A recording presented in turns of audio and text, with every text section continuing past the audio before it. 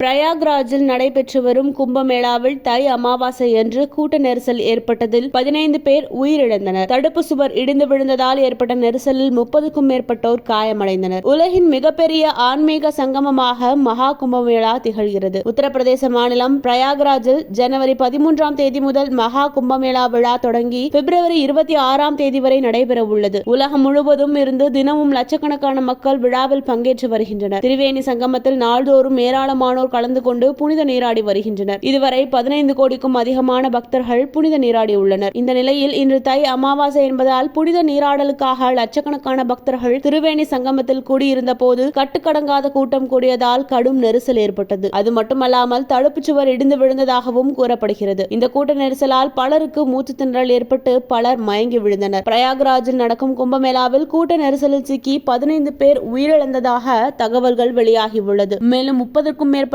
காயமடைந்துள்ளதாக தகவல்கள் வெளியாகியுள்ளது. மேலும் கூட்ட நெரிசலில் ஏராளமான குடும்பங்கள் பிரிந்து போனதாகவும் தெரிவிக்கப்பட்டுள்ளது. இந்த சம்பவத்தை அடுத்து அங்கு விரைந்த போலீசாராலும் மீட்பு குழுவினராலும் காயமடைந்தவர்கள் கும்பமேளா மைதானத்தின் 2வது பிரிவில் உள்ள தற்காலிக மருத்துவமனைக்கு கொண்டு செல்லப்பட்டனர். இந்த சம்பவம் காரணமாக அன்றைய அமிர்த ஸ்நானத்தை அகாரா பரிஷத் ரத்து செய்ததாக அறிவிக்கப்பட்டுள்ளது. நிலைமையை கட்டுக்குள் கொண்டுவர பக்தர்கள் சங்கமத்தில் புனித நீராடிவிட்டு அந்த பகுதியை விட்டு வெளியேற வேண்டும் என அதிகாரிகள் வலியுறுத்தியுள்ளனர். இதனையடுத்து பிரயாக்ராஜ் கும்பமேளாவில் திடீரென ஏற்பட்ட இந்த கூட்ட நெரிசலின் நிலைமை குறித்து முதல்வர் யோகி ஆதித்யநாத்திடம் பிரதமர் மோடி கேட்டறிந்தார்.